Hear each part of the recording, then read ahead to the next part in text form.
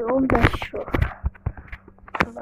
رضا و یه پلیر رو دیدم که یه جور یوتیوبر و به شوخی من توهین کرده.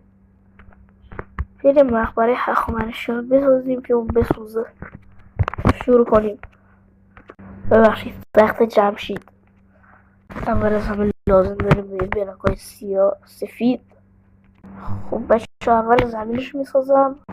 سلام بچه‌ها، من برای داشتم واسه شیر جدیدم دارم. این حالا کریپر شارژ کریپر مثل این فقط برای شیدر و یک کریپر معمولی شارژ کریپر خیلی خطر از این.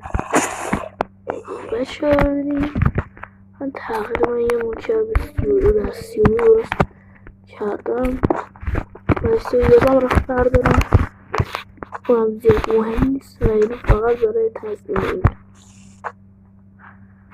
اما ما به همین اهمیت برای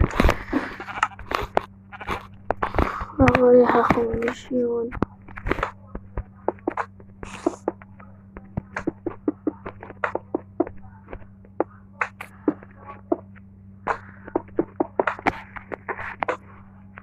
این تازه شورشه. برم اینا رو گذار کنم. نشستم به در نگاه میکنم، دریچه آه میکشد. تکنوبریت زنده است. و باید کل اینو بکنیم شن. 3 تا لایه باید بندازیم بعد دیگه چیز کنیم چون زیر اونم دیگه خاک بود. حالا کلشو بکنم شن. هیرو علی زامبی. تکنو بیلدر فرار کرده است. دیگه برای این پورت کافه پورت بعد میرم بقیهش رو ستوناشو